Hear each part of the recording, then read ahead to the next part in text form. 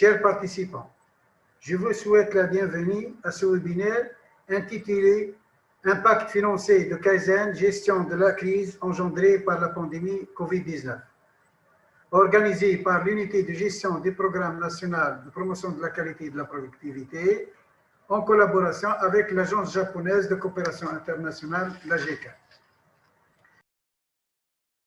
J'aimerais vous remercier pour votre précieuse présence virtuelle pour ce webinaire très important organisé dans le cadre de notre coopération Kaizen. Et dans cette période avec Covid, mais on est en train de s'approcher celle de post-Covid-19.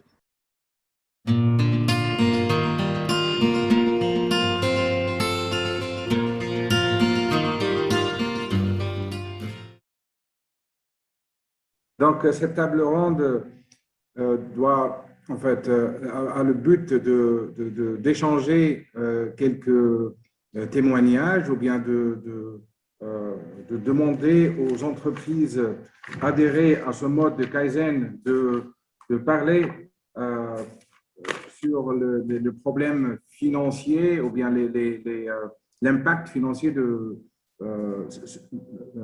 la pandémie et comment le Kaizen, le mode Kaizen a pu peut-être aider positivement à surmonter ces problèmes. Donc, bienvenue à tout le monde. J'ai noté aussi quelques questions qu'on pourrait demander et poser à la table pour que ça soit peut-être une réponse enrichissante. Donc, je commence par la première question destinée aux industriels, de nous parler peut-être pour comment a-t-il influencé vos charges et vos coûts par rapport à vos chiffres d'affaires. C'est juste pour dire et s'affiler à la présentation de monsieur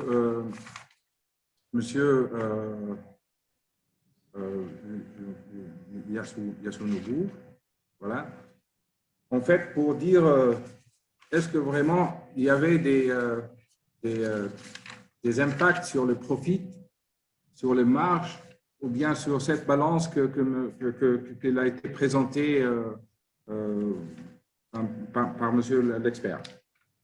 Donc, je passe à cette question aux industriels pour nous parler de ça. Si vous voulez, monsieur Raphaël. Oui, pas de souci. Vous m'entendez tous? Oui. Oui. Bonjour à tous.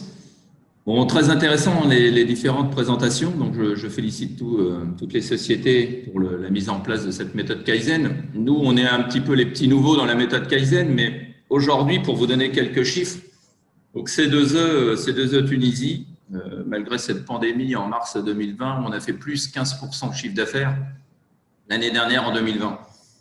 Pourquoi? Parce qu'on a réussi à maintenir l'activité. Alors, on fait partie des sociétés, je dirais, qui ont eu des autorisations très rapides en mars 2020, vu qu'on est dans un secteur d'activité de faisceaux électriques pour le marché médical. Donc ça a été très rapide, facilité par le gouverneur local de Zagon. Donc déjà, ce 15%, on l'a obtenu comment? C'est déjà en maîtrisant la santé de nos opérateurs donc à l'usine. On a mis en place, alors ça va vous donner un autre chiffre, un autre coût, c'est environ 5 000 € mensuels entre tous les coûts de masques, de gel, de prise de température, toute cette partie-là. Mais vous voyez que les 5 000 € qu'on a mis pour protéger nos salariés, on les a vite, je dirais, retrouvés d'un point de vue absentéisme déjà. C'est un point super important. Donc, on a eu un retour, je dirais, sur investissement, hein, si on peut appeler ça comme ça. Donc, le fait d'avoir protégé nos opérateurs nous a permis de livrer 15% de plus de faisceaux dès le lendemain du confinement. Autre chiffre, en 2021, nous sommes à…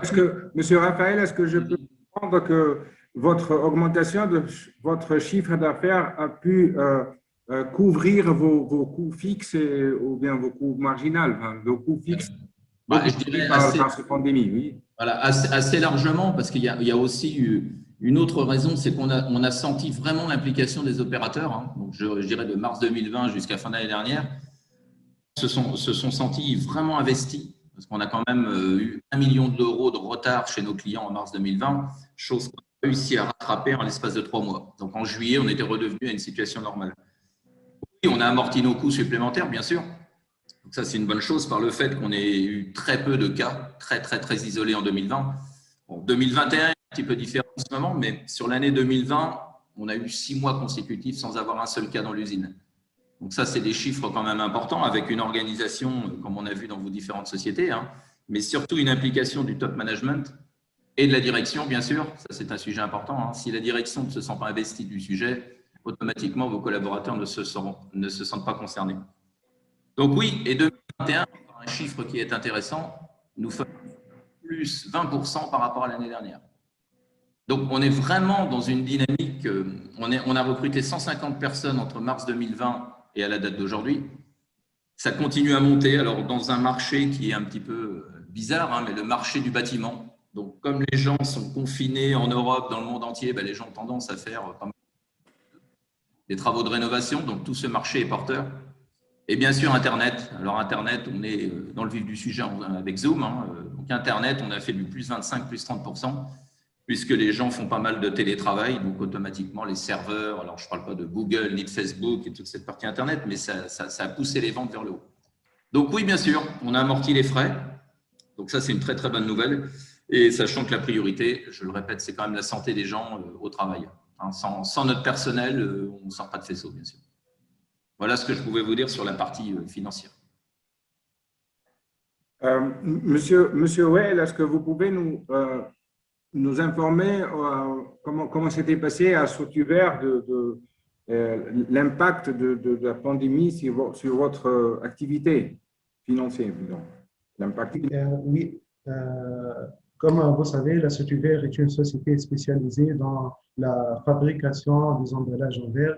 Donc, nous utilisons des cours de fusion. Ces cours ne peuvent pas être arrêtés pour des raisons techniques. Ça, d'une part. Et d'autre part, nous devons travailler avec un effectif plus réduit.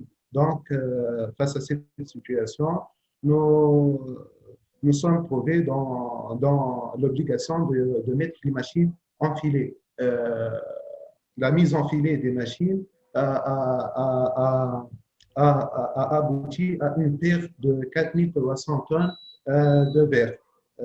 Et en parallèle, on a eu une augmentation de nos charges d'exploitation grâce aux bavettes, au gel de désinfection, au transport pour maximiser la distanciation entre les employés. Mais grâce à notre comité Covid qu'on a établi dès l'apparition de la pandémie, nous avons pu maintenir un chiffre d'affaires qui est un peu proche de l'année 2019. C'est-à-dire, on a terminé 2020 avec juste une perte de 9 millions de dinars seulement, grâce aux efforts de toute l'équipe et à l'utilisation des outils, notamment de Kaizen, pour minimiser les pertes et les dégâts de la pandémie de Covid-19.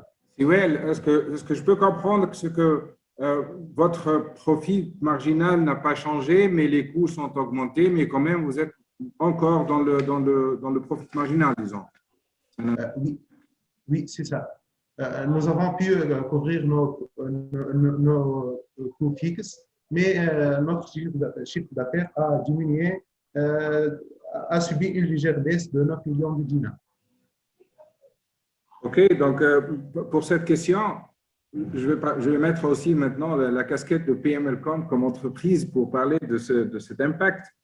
Et en fait, la société PMLCom a pu augmenter le chiffre d'affaires de 10% malgré le Covid, parce que nos produits se montent aussi sur des cartes électroniques qui font fonctionner des appareils de la médecine, enfin des médicaux. Mais aussi, voilà, il y avait aussi l'augmentation des coûts fixes et des coûts variables, enfin les deux. Donc, si on parle la balance, si on voit la balance que déjà présentée dans la présentation, donc c'est presque maintenu en équilibre. avec une légère baisse de côté de profit marginal. Donc ça, c'est pour l'impact qui a donné Covid sur l'entreprise PMLcom et pour tous les participants, voilà, tous les industriels ont témoigné sur ce thème. Maintenant, peut-être je passe pour une question de réflexion et je ne sais pas pour répondre de oui ou non, mais juste pour dire comment Kaizen a pu donner cet impact positif pour la gestion de cette crise. Je dis juste pour citer le travail d'équipe, la polyvalence, déjà les employés déjà rodés en mode Kaizen, l'application, la discipline d'application, la résistance minimale des applications des instructions. Est-ce que vous avez senti, ou bien pourrez-vous témoigner, ou bien dire, ou nous parler de votre expérience dans vos entreprises pour le Kaizen, comment il était positivement utilisé dans cette période? Monsieur Raphaël, s'il vous plaît. Oui.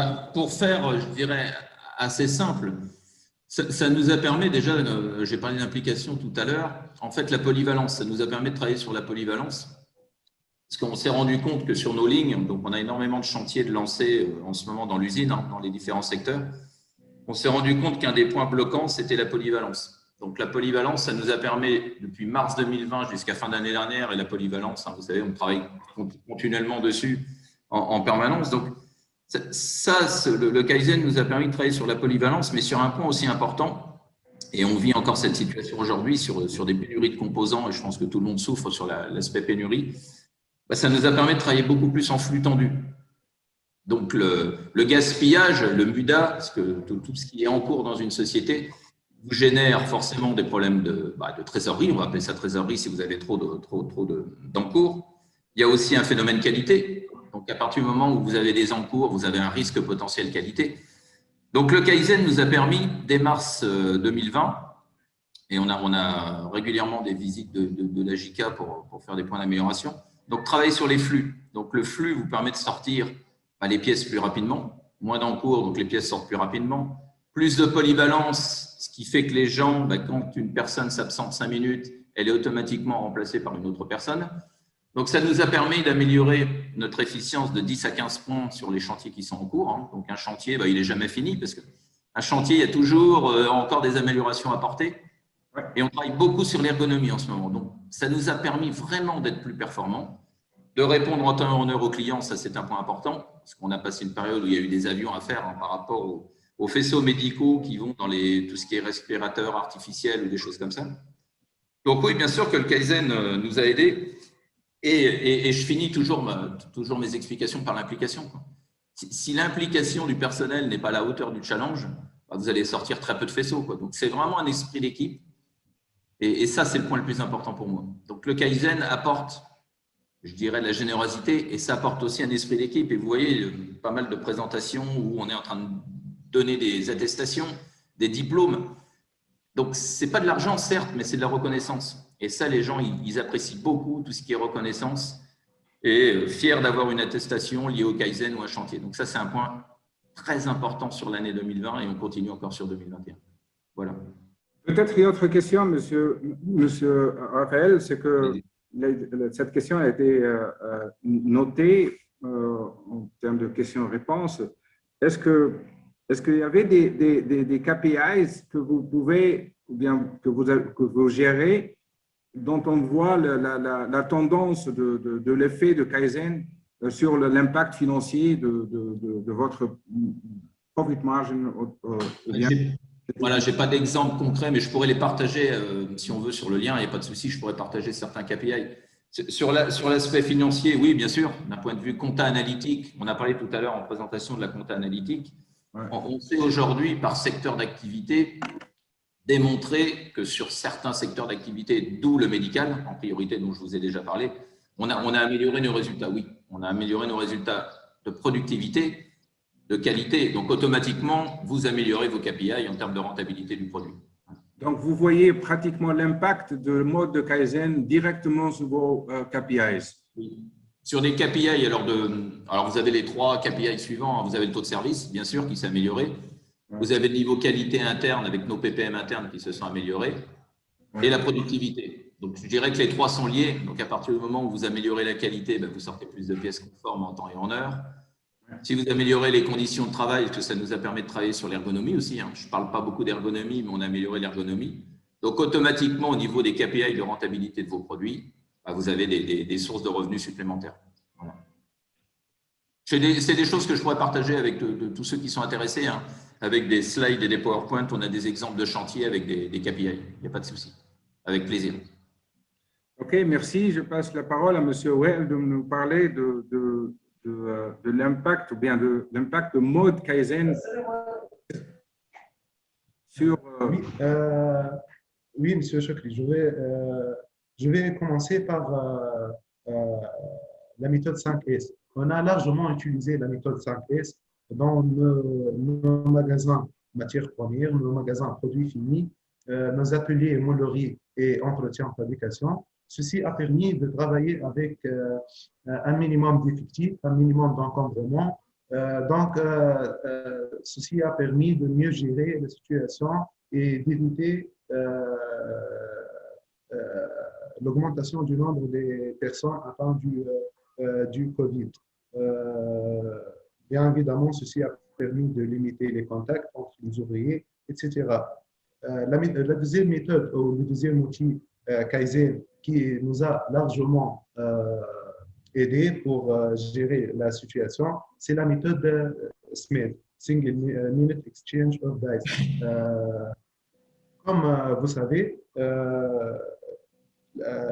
moyennement, dans la software, on fait 3 ou 4 changements par semaine. Le changement en moyenne prend entre 3 et 4 heures. Ce changement concerne les moules de fabrication de nos articles. Donc, grâce à l'outil SMID, nous avons pu travailler avec presque le même temps avec un effectif réduit. C'est-à-dire, le SMID nous a permis d'assurer le changement du moule avec un effectif réduit et nous avons gardé presque le même temps qu'en situation normale. Est-ce que peut-être vous pouvez parler d'autres points comme la productivité ou bien les délais de livraison, le lead time de votre produit? Est-ce que ça a été amélioré avec le mode de Kaizen, surtout dans le Covid, dont on devrait éviter des contacts ou bien des risques d'infectation de ce virus? Par exemple, par le distancement, est-ce que vous avez eu des problèmes de manutention des produits que vous avez déjà introduits comme instruction, mais ça a été pratiquement évité pour réduire le taux de risque d'infectation de ce virus? Donc, est-ce que vous pouvez témoigner peut-être comment vous avez adapté rapidement votre mode Kaizen pour faire face à ces risques? En fait, par rapport à ces 2 heures, si je peux me permettre, donc ça nous a permis de mettre très rapidement ce que vous appelez le petit train dans le monde automobile. Donc, dès avril, on a mis en place la distanciation, donc les tables à plus d'1 mètre, 1,50 mètre. Je parle des masques. On a mis aussi des visières à partir du moment où les gens travaillent sur des postes en face à face. Donc, on a mis masque plus visière. Mais ça nous a permis de mettre en place le petit train, les petites appros. C'est-à-dire qu'il y a des bons de sortie qui partent du magasin. Et généralement, c'était les chefs de production ou les responsables de production qui venaient chercher les composants. En fait, on fait la tournée du petit train et on vient déposer sur les lignes et alimenter les postes directement des opérateurs. Donc ça a évité, je dirais, un gaspillage de temps au moment de l'appro des postes. Ça, c'est quand même un point important, ce qu'on appelle le petit train. Voilà, moi qui arrive de l'automobile, c'est ce que j'appelle le petit train. Voilà un exemple de choses qu'on a mis en place. Oui, très bien. Monsieur Well, s'il vous plaît, si vous pouvez nous parler de votre expérience. Bon, notre chaîne, c'est pratiquement automatisé. Donc, les mesures de distanciation entre les employés et les ouvriers n'ont pas vraiment impacté notre lead time ou notre productivité. Juste, le seul facteur qu'on a cru dès le départ qui va être impacté, c'est le temps de préparation parce que nous travaillons avec un effectif limité. Donc, on a cru, on a craint que la limitation de l'effectif va engendrer un temps de changement plus large par rapport à la situation normale. Mais grâce à l'utilisation de la méthode SMART et de la suppression des mouvements inutiles et la rigorosité du travail, nous aurons pu presque maintenir une situation normale de temps de préparation de changement. Vous avez fait recours à des outils Kaizen pour minimiser les risques d'affectation de cette pandémie et par conséquent d'optimiser votre flux afin de produire mieux et peut-être plus de productivité. Oui, c'est ça. Ça a permis aussi, j'ai un petit point, je pense maintenant, on parle Kanban. Oui, ça permet de développer quelque chose qui est intéressant. On a travaillé sur notre planification. Donc, on est dans une activité, beaucoup de petites séries. Donc, ça nous a permis de travailler sur la planification et de faire de l'ordonnancement à 2 semaines, 3 semaines, voire 1 mois. Ce qui nous permet de globaliser nos petites séries sur une seule et même semaine. Je ne sais pas si ça va parler à tout le monde, mais au lieu de faire 5 pièces par semaine pendant 4 semaines, on lance un OF de 20 pièces directement. Le besoin client est de 5 pièces, les 15 pièces restent au magasin. Donc, c'est stocké, c'est en Kanban. Et là, ça permet de mettre en place un seuil d'alerte. Quand on atteint les 5 pièces, ça nous permet de relancer.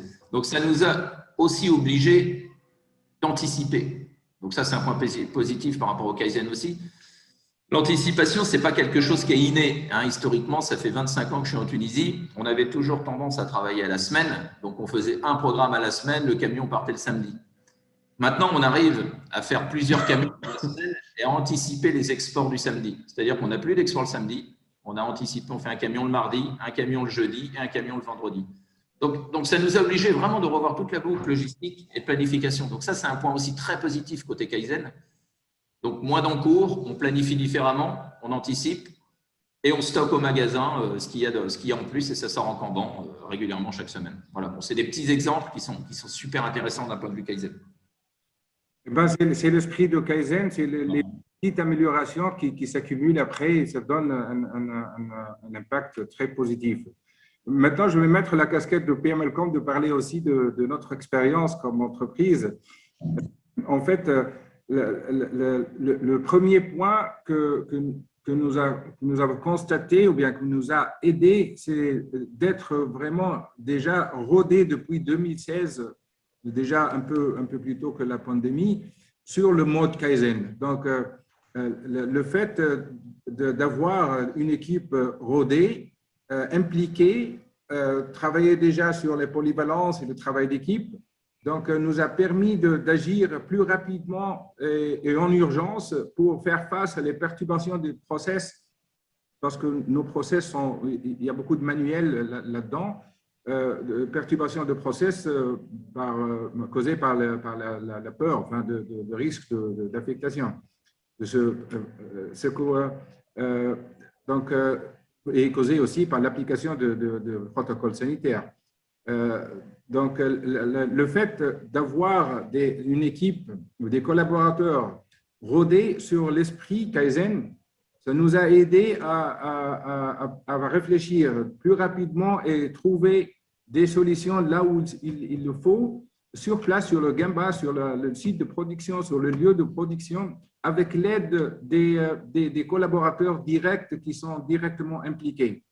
Donc, ça a été une expérience très positive d'avoir déjà une équipe rodée sur le mode Kaizen et ça nous a vraiment aidé à surmonter les problèmes rencontrés. et ça aide bien sûr la gestion de notre entreprise et surtout de maintenir la balance de profit margin et les coûts.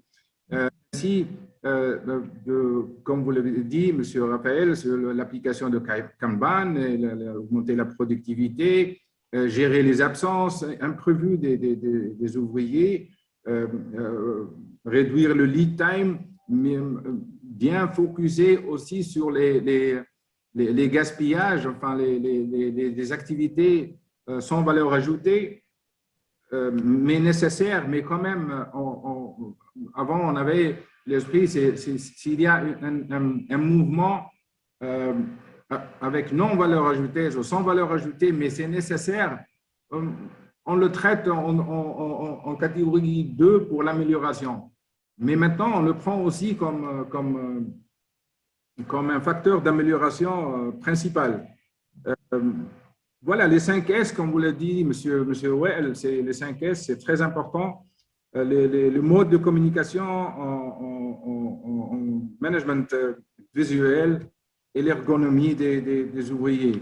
Voilà, donc pour PMLCom, le mode de Kaizen, d'être depuis 2016 sur le mode de Kaizen nous a aidé à réagir très rapidement et facilement, relativement facile, à surmonter ces problèmes de distancement et ces problèmes de protocole sanitaire et problèmes d'absence, tous les problèmes impactés par la pandémie qui augmentent bien sûr les coûts et par conséquent réduire le profit marge. Donc voilà l'expérience de PMLCom. J'aimerais bien que aussi M. Well nous parle un peu plus de son expérience, comment le Kaizen a donné l'impact positif sur les activités. Est-ce que vous avez dû, par exemple, d'augmenter votre surface de stockage? Là, c'est un point négatif qu'on a rencontré aussi, mais peut-être à PMLCom, on l'a réduit, on a pu faire face par le flux tendu et de produire juste le nécessaire sans avoir un grand stock. Voilà. C'est ça. Donc, je vais parler dès le départ. Nous, en ce hiver, nous avons une visibilité à peu près d'un an sur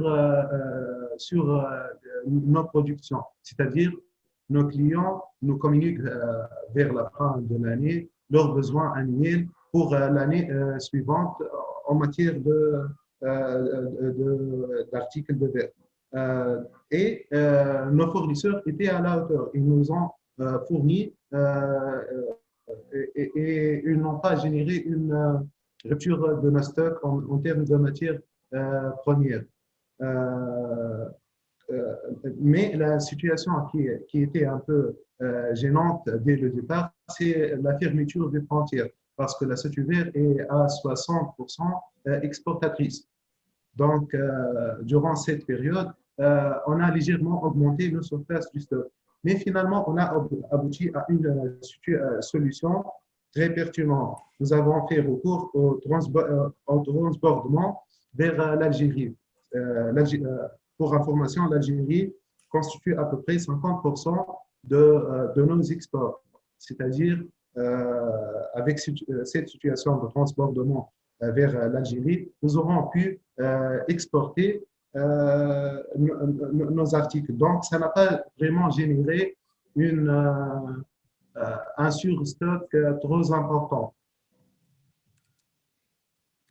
OK. Il y a aussi une question dans le rubrique questions-réponses qui concerne l'industrie 4.0. En fait, je vais parler de PMLCom. L'industrie 4.0, c'est pratiquement de gérer la communication de process sans intervenant. Et par le mode Kaizen, c'est un mode il existe le mode d'andon, le mode de réaction, le mode il y a beaucoup des outils qu'on a déjà utilisés et et qui nous a vraiment aidé à surmonter ou bien à éviter les affectations. Donc, l'industrie 4.0, elle est très, très performante et bien applicable dans le Kaizen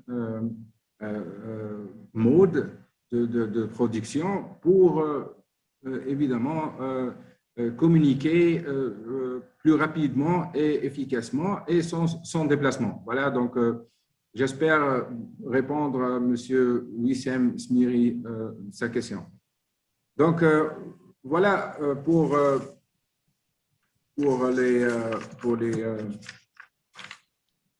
cette table ronde. Si, Monsieur Chokri, je peux rajouter un mot important à tous les intervenants. Je vois qu'on est 79, si je ne me trompe pas. Il faut une application forte du top management. Sans quoi, si la direction ou les associés ou les actionnaires étrangers ne se sentent pas concernés par cette méthode Kaizen, c'est quelque chose qui ne fonctionne pas. Donc, nous, déjà sur site, tous les directeurs de site, on doit être moteur, c'est la chose la plus importante. Et surtout pas lâcher. On a Ahmed là, qui nous écoute, qui est mon responsable amélioration continue. On a cette envie chez C2E de monter un vrai service amélioration continue, donc ça c'est déjà fait, et d'étoffer ce service d'amélioration continue. Donc aujourd'hui, ils sont 2 personnes et on a une réelle envie de continuer à mettre ce service en place. L'amélioration continue, c'est l'affaire de tous. Et là, on a parlé beaucoup de production, mais ce n'est pas que de la production. L'amélioration continue et le Kaizen, ça va aussi dans tous les autres services. Donc ça, c'est quand même un point important. On a tendance à développer beaucoup sur les ateliers, les chantiers pour améliorer la productivité, la qualité et le taux de service. Mais ça va aussi sur tous les services support. Donc, on mise beaucoup, nous, en cette fin d'année 2021 sur nos chantiers d'ateliers. 2022, on étoffe encore notre service d'amélioration continue et on va miser énormément sur tout ce qui est Kaizen l'année prochaine, encore plus que cette année. Voilà ce que je pouvais dire à tous les gens qui nous écoutent. Voilà. Oui, Monsieur Well, est-ce que vous pouvez nous parler de votre expérience, votre témoignage sur votre site, le fait d'utiliser le Kaizen? Est-ce que ça a impacté positivement sur votre entreprise, soit dans cette pandémie, soit dans la vie normale, disons, qui j'espère arriveront bientôt? Voilà. Oui, bien évidemment, l'amélioration continue. L'amélioration n'a pas de limite. Toujours, on peut trouver des milliers, des centaines de pistes d'amélioration. Donc, nous, en tant que soutiens, nous ne cessons pas d'essayer de s'améliorer. Nous utilisons plusieurs outils, comme j'ai mentionné, notamment SMED, 5S, la roue de Ning. Nous essayons de travailler davantage sur cette approche et je crois que l'impact est très positif et nous continuons à l'utiliser. Merci. Moi, je parle aussi maintenant avec les casquettes de PMLcom. Je recommande vraiment aux entreprises de s'adhérer à ce mode de Kaizen efficace et qui ne nécessite pas beaucoup des investissements, mais nécessite d'utiliser entre guillemets, la matière grise des collaborateurs pour améliorer les petits gaspillages qu'on ne les voit pas dans une production très active et on devient pratiquement, on les accepte. Avec le mode de Kaizen, on pourrait se focuser sur ces petites améliorations et comme nous le savons tous, des petites améliorations s'accumulent et ça devient vraiment une amélioration importante qui influe aussi directement sur beaucoup des axes comme la productivité, comme l'utilisation des surfaces, comme les gaspillages, comme les gaspillages de surface, comme les délais de livraison, ou bien l'environnement de travail et la visualisation de votre produit, de votre flux. Donc, je recommande tous les auditeurs actuellement qui sont avec nous de s'adhérer à ce mode et je rejoins aussi M. Raphaël à son idée de dire sans l'implication de la direction générale, ou bien des dirigeants sur ce mode, par défaut, ça ne va pas avoir une longue durée de vie, parce que les améliorations sont des petites améliorations et ça ne doit pas s'arrêter, ça continue toujours. Donc, l'implication de la direction est très importante pour que ça continue et pour que ça devienne des grandes améliorations qui impactent le résultat de la société. Voilà, merci à tous, merci à vous. Merci d'être présents et de répondre et d'enrichir cette table ronde.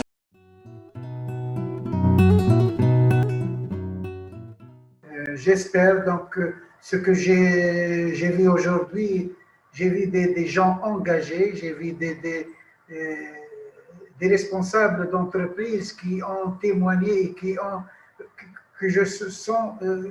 sont très engagés et détiennent l'information et ils comprennent le sujet, ils sont convaincus de l'importance de ces outils et de l'amélioration continue.